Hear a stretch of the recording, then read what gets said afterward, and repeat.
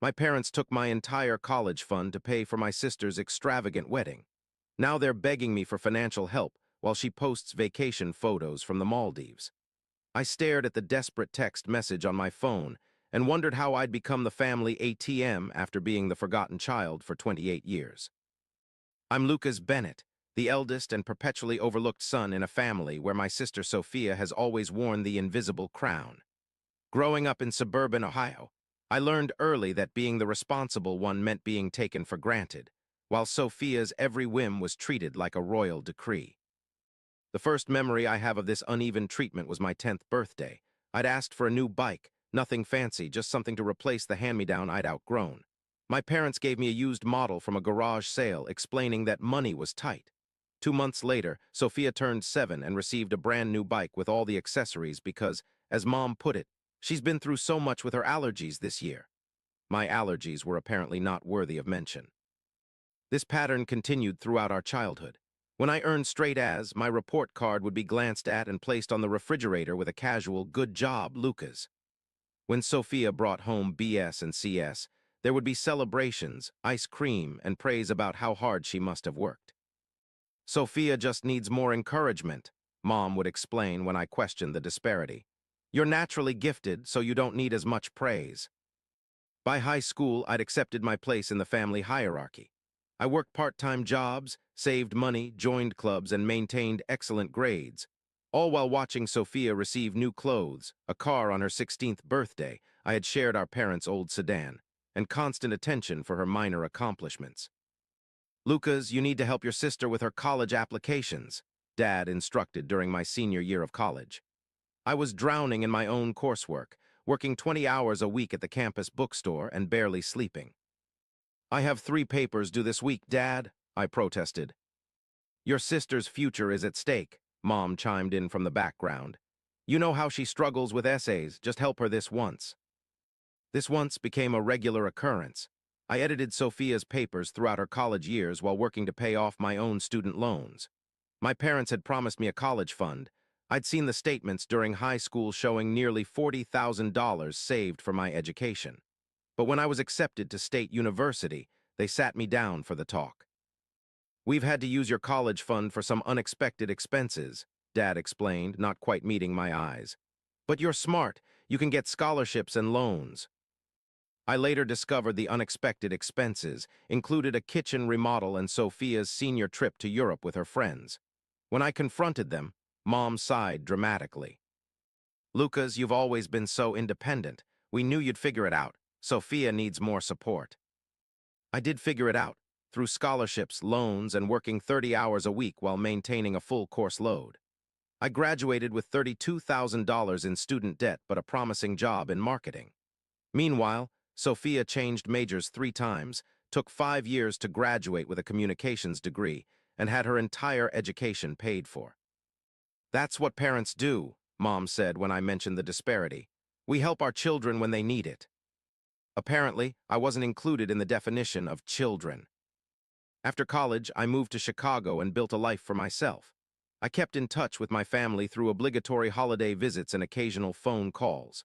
I dated, made friends, advanced in my career, and tried to ignore the constant updates about Sophia's life. Her promotions, gained through connections my parents had made. Her relationship with Ethan, the son of my father's golf buddy, and her general status as the family's shining star. Then came the wedding. "Lucas, we need to discuss Sophia's wedding," Mom announced during a Sunday phone call 6 months ago. "It's going to be the event of the season."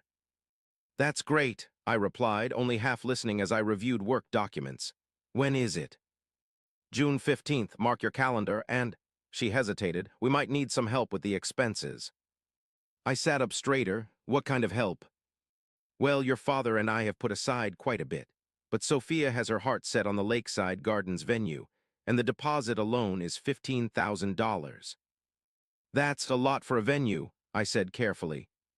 "It's her special day, Lucas. Every girl dreams of her perfect wedding." I took a deep breath. "How much are you asking me to contribute?" The answer nearly made me drop the phone. $10,000. "Mom, that's more than I make in 3 months after taxes and rent," I protested. "But you've been so successful," she countered. And you don't have any major expenses like Sophia does. She and Ethan are saving for a house. I have student loans, I reminded her, and I'm saving for my own future. The guilt trip began immediately. After everything we've done for you, Lucas, we raised you, put a roof over your head, fed you. Is it too much to ask that you help make your sister's dreams come true? I wanted to scream that they had done the bare minimum required by law as parents, while giving Sophia everything, including my college fund. Instead, I said I'd think about it and ended the call. Over the next few weeks, the pressure intensified. Dad called to reason with me. Sophia texted about how hurt she was that I wasn't excited about her wedding. Extended family members reached out to mention how generous I'd always been and how selfish I suddenly seemed. I eventually agreed to contribute $3,000, a compromise that pleased no one, but was all I could afford without derailing my own financial plans. The disappointment from my family was palpable. I guess that's better than nothing, Mom sniffed, though I don't know how we'll afford the flowers Sophia wants. As the wedding approached, I noticed a strange pattern. Despite my financial contribution, I wasn't included in any of the planning discussions. When I asked about being a groomsman, Sophia laughed. Oh, Ethan already has his college friends and fraternity brothers. There really isn't room for you. I tried to ignore the sting. What about other ways I could help? I'm pretty good at organizing. We've got it covered, she said dismissively. Just show up on time and try to look presentable. The weekend of the wedding arrived, and I flew back to Ohio, checking into the hotel where a block of rooms had been reserved for guests. The rehearsal dinner was the first event, held at an upscale restaurant downtown. When I arrived, I discovered I wasn't seated at the family table, but instead placed with distant cousins I barely knew. There must be some mistake, I said to my mother, pulling her aside. No mistake, she replied, straightening her expensive new dress. We had to prioritize Ethan's immediate family and the wedding party, you understand.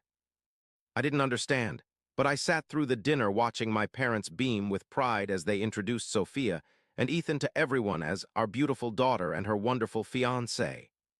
No one mentioned me, the son who had contributed to this extravaganza despite his own financial constraints. The day of the wedding was even worse. I arrived at the venue, which was indeed spectacular with its lakeside views and marble columns, and found that I wasn't even mentioned in the program. Under Family of the Bride, my parents' names appeared, followed by and family. I was reduced to an anonymous afterthought. During the ceremony, I sat in the general seating area, not with my parents in the reserved family section. At the reception, I discovered I was seated at a table near the coat check, far from the main celebration, with people I'd never met. Are you a friend of the bride or groom? An elderly woman asked me. I'm the bride's brother, I replied. Her eyebrows shot up. Oh, I didn't realize Sophia had a brother. That comment hit me harder than I expected. Had my sister erased me from her narrative so completely that her future in-laws didn't even know I existed? I excused myself and headed to the bar where I ordered a whiskey neat. As I sipped my drink, I watched my family across the room, laughing, dancing, accepting congratulations. I had contributed financially to this celebration, yet I was treated like an unwelcome stranger. Quite the affair, isn't it? A voice beside me said. I turned to see an elegant older woman in a navy blue dress, her silver hair perfectly styled. Something about her seemed familiar. Yes, very elaborate, I agreed. I'm Mary Hamilton, she said, extending her hand. Ethan's mother. I nearly choked on my drink. Lucas Bennett, I replied, shaking her hand. Sophia's brother. Her expression shifted slightly. Brother, how interesting. Sophia mentioned only her parents when we discussed family. The sting of those words pushed me over the edge I'd been teetering on for years. That sounds about right, I said, unable to keep the bitterness from my voice. I've never really counted in this family. Mary studied me with shrewd eyes. Care to elaborate? Perhaps it was the whiskey, or the culmination of years of being overlooked, but I found myself telling Mary everything. The childhood disparities, the stolen college fund, my contribution to this very wedding despite being treated like an unwanted acquaintance. The final insult was finding out they seated me by the coat check, I concluded. I donated $3,000 to this wedding, and they couldn't even put me at a decent table. Mary's expression had grown increasingly troubled as I spoke. That's quite disturbing, Lucas, and not at all the impression Sophia has given us of her family dynamics. What has she told you? I asked, curious despite myself. Mary hesitated, then seemed to make a decision. She's portrayed herself as the supportive daughter who's had to care for aging parents while her selfish older brother abandoned the family for the big city, never looking back or offering help. I nearly dropped my glass. What? I send money home regularly when they ask. I've never refused to help. I just can't always give as much as they want. That's not the story we've heard, Mary said, her lips thinning.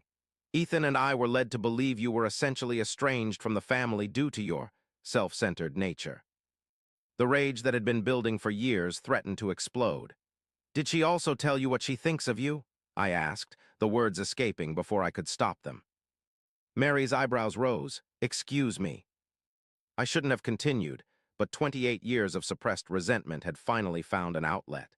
Sophia has been complaining about you since she started dating Ethan. She was worried you'd wear something embarrassingly outdated to the wedding and ruin her photos. Mary's face froze. I beg your pardon. She also mentioned being concerned about your speech tonight, afraid you'd say something inappropriate and embarrass her in front of her friends. Mary's knuckles whitened around her champagne flute. I see. I'm sorry, I said, suddenly realizing I might have gone too far. I shouldn't have. No, Mary interrupted, her voice steely. I appreciate your honesty, Lucas. I've had suspicions about your sister's character for some time.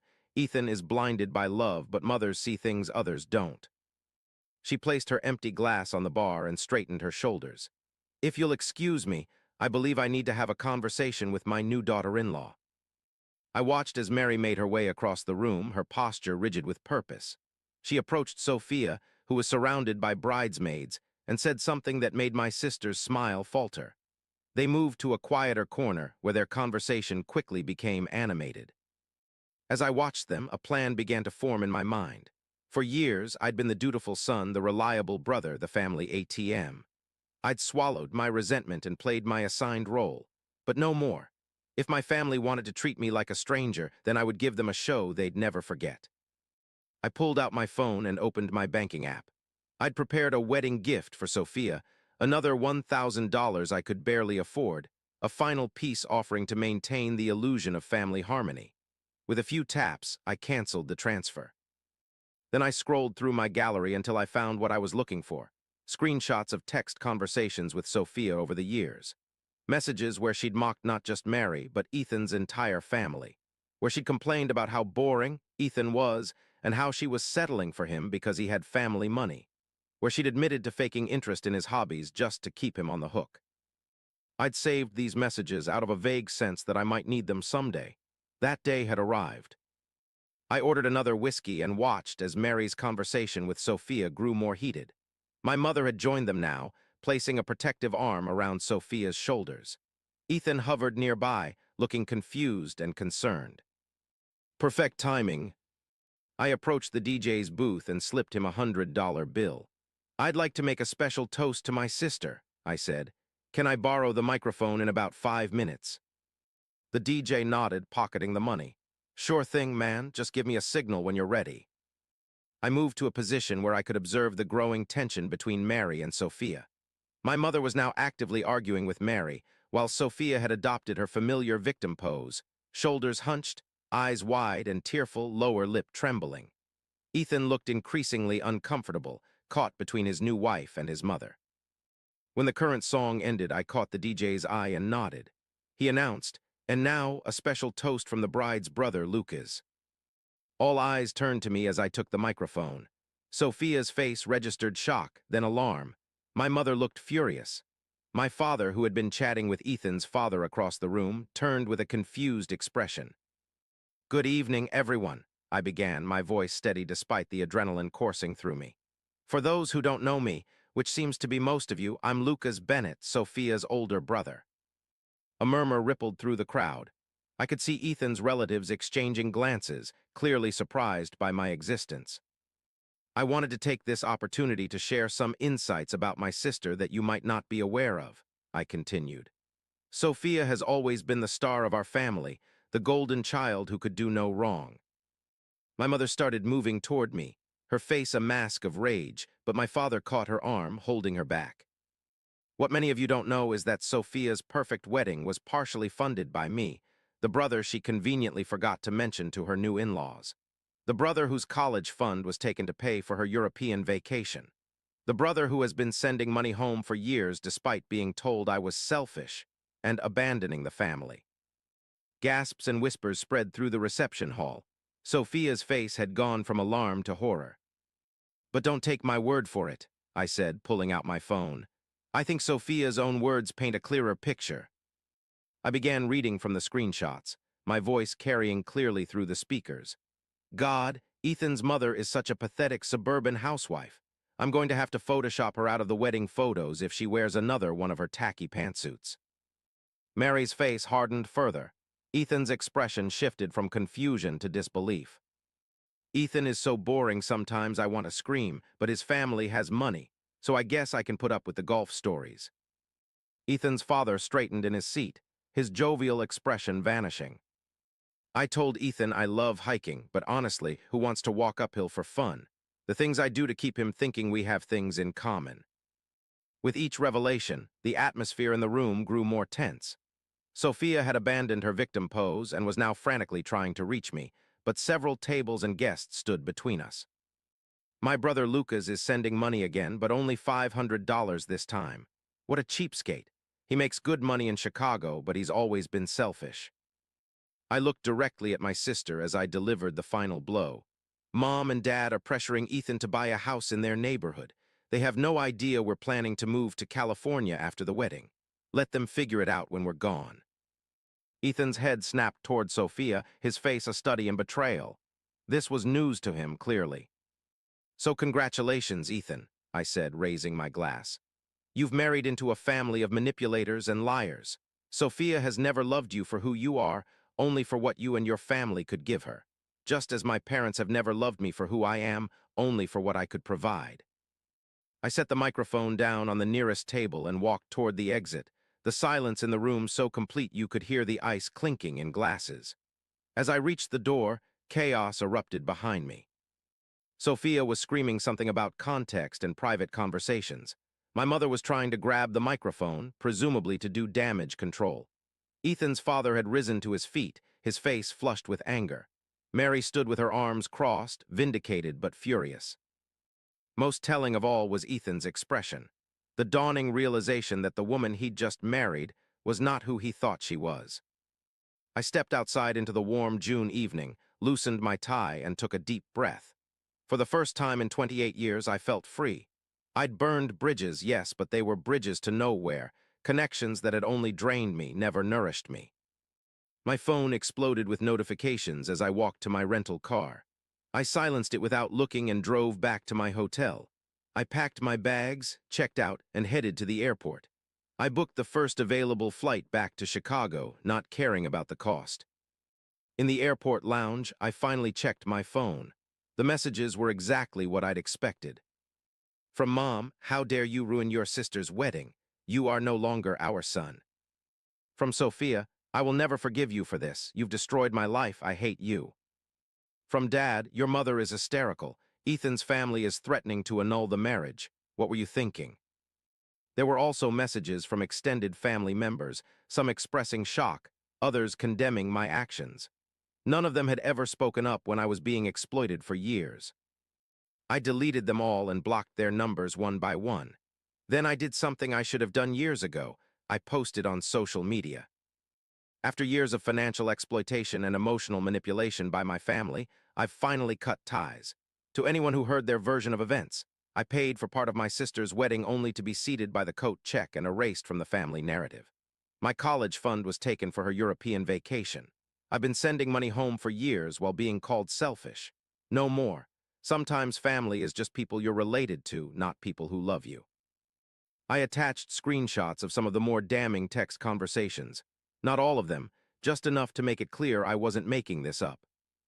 By the time my flight landed in Chicago, my post had hundreds of comments and shares. Former classmates, distant relatives, and even some of my parents' friends expressed shock and support. A few of my cousins messaged privately to share similar experiences with my mother and Sophia. The fallout was swift and devastating, for them, not me. Ethan's family demanded an annulment, humiliated by the public revelations about Sophia's true feelings toward them. According to a cousin who remained in contact with me, Ethan moved back in with his parents while his lawyers worked to protect his assets. My parents faced social ostracism in their community.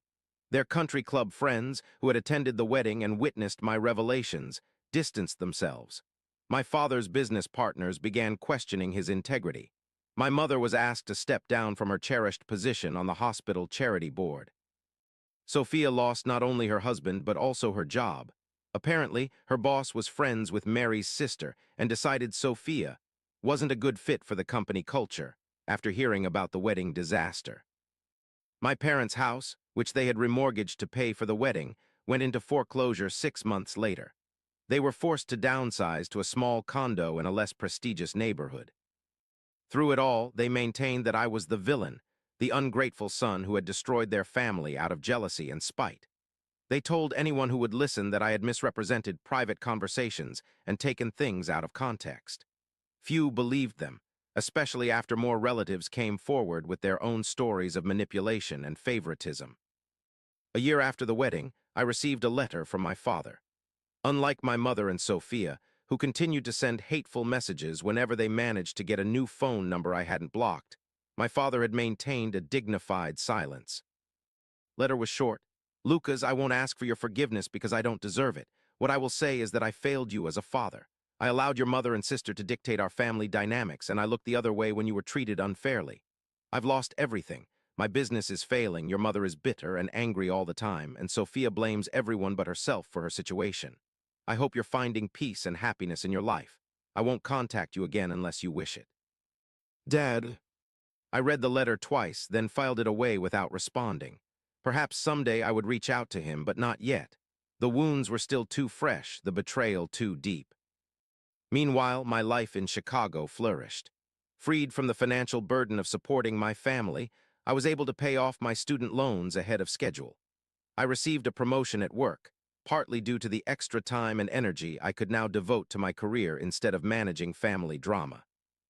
I made new friends, genuine friends who valued me for who I was, not what I could provide. I started dating a woman named Rachel who came from a healthy, loving family and helped me understand what normal family relationships looked like.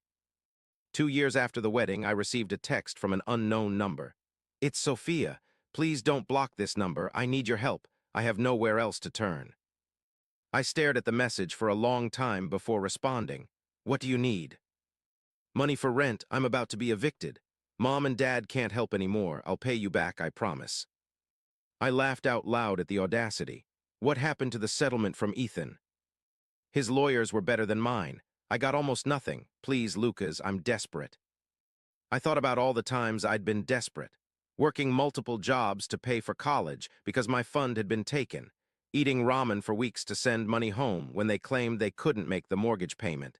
Skipping needed dental work to help pay for Sophia's car repairs. No, I replied simply, I'm not your ATM anymore. You're still punishing me for the past? That's really petty, Lucas. We're family. We're related by blood, I corrected. That doesn't make us family. Family doesn't steal from each other. Family doesn't lie about each other. Family doesn't treat someone like an outsider until they need money. I've changed, she insisted. The last 2 years have been really hard. I'm glad to hear that, I replied. Growth often comes from difficulty, but my answer is still no. You're enjoying this, aren't you? She accused. Seeing me suffer, that's really sick, Lucas. I don't enjoy your suffering, I told her honestly. But I'm not responsible for it either. Your choices led you here, not mine. Fine, she snapped. I'll remember this when Mom and Dad need nursing home care. Don't expect me to help then. I laughed again. I've been planning to care for myself since I was 18 and discovered my college fund was gone. I suggest you start doing the same. I blocked her number and went back to making dinner with Rachel, who had moved in with me 6 months earlier. As I chopped vegetables, I felt a strange sense of peace. The old Lucas would have felt guilty, would have sent money despite knowing it would never be repaid, would have accepted the role of family savior once again. But I wasn't that person anymore. I had learned the hardest lesson of all. Sometimes loving yourself means walking away from people who don't. 3 years after the wedding, I proposed to Rachel during a trip to Lake Michigan, the same spot where I had first realized I could build a life without my toxic family. She said yes, and we began planning a small, intimate ceremony with only those who truly supported and loved us. A week after our engagement, I received a thick envelope in the mail, a formal invitation to Sophia's second wedding. She was marrying a wealthy real estate developer 20 years her senior. The invitation included a handwritten note. I hope we can put the past behind us. Family should be together for important moments. Along with the invitation was a registry list for gifts, with most items costing over $500. I showed the invitation to Rachel, who knew my family history in detail. She raised her eyebrows in disbelief. Is she serious? Completely, I confirmed. This is how they operate. They pretend the past never happened when they want something. What are you going to do? I took the invitation, registry list, and note and dropped them into the shredder without hesitation, moving forward with the people who actually care about me. Rachel smiled and kissed me. Good answer. My wedding to Rachel was everything I'd never experienced in my family, genuine, warm, supportive. Her parents welcomed me as a son, not an obligation. Her siblings treated me with respect and affection. Our friends celebrated with us without hidden agendas or expectations. No one from my biological family attended. My father sent a card with a modest check, which I appreciated, but returned with a polite note explaining that we didn't need financial gifts. My mother and Sophia didn't acknowledge the event at all. 5 years after Sophia's disastrous first wedding, I received news through a former neighbor that my mother had suffered a stroke. My father, struggling with his own health issues, was finding it difficult to care for her. Sophia, now pregnant with her first child, was too busy to help much. The neighbor, well-meaning but unaware of our history, suggested I might want to come home and help out during this difficult time. I thanked her for letting me know and said I would handle it appropriately. After discussing it with Rachel, I researched home health care options in my parents' area and anonymously paid for 3 months of professional care. Not because I owed them anything, but because it was the decent thing to do, something they had never taught me but I had learned anyway. I didn't visit, I didn't call, I didn't reopen the door to manipulation and guilt. I simply ensured they had proper care, then continued with my life. My father sent a brief email after discovering I had arranged the home care. Thank you. I understand why you stay away. It was the closest thing to genuine understanding I had ever received from him. Today, 7 years after the wedding that changed everything, I live in a comfortable home with Rachel and our 2-year-old son, named after her father. I run my own marketing consultancy, having left the corporate world 3 years ago. I volunteer at a mentoring program for college students from difficult family backgrounds. I have friends who know the real me, not the version my family created. My parents and Sophia continue to struggle financially and socially. According to occasional updates from distant relatives, they still blame me for their problems. They tell anyone who will listen that I abandoned them in their time of need, conveniently forgetting the decades of exploitation that preceded my departure. Sometimes I wonder if I should feel guilty for exposing them so publicly, for walking away so completely. But then I remember the coat check table at Sophia's wedding. I remember my stolen college fund. I remember the constant demands disguised as family obligation. And I remember what I've learned in therapy. I didn't destroy my family. I simply stopped allowing them to destroy me. The text message that started this story, my mother begging for money while Sophia vacationed in the Maldives, was the last communication I ever responded to from them. Since then, I've received dozens more. Emergencies, guilt trips, occasional olive branches when they needed something. I've deleted them all without response, not out of malice but out of self-preservation. Some doors are better left closed. My son will never know what it's like to be the forgotten child, the family ATM, the perpetual afterthought. He will grow up knowing he is valued for who he is, not what he can provide. He will understand that family means mutual respect and support, not one-sided sacrifice. That, more than anything, is my revenge, breaking the cycle of manipulation and creating something better from the ashes of what my family destroyed. I am Lucas Bennett, and I am finally free.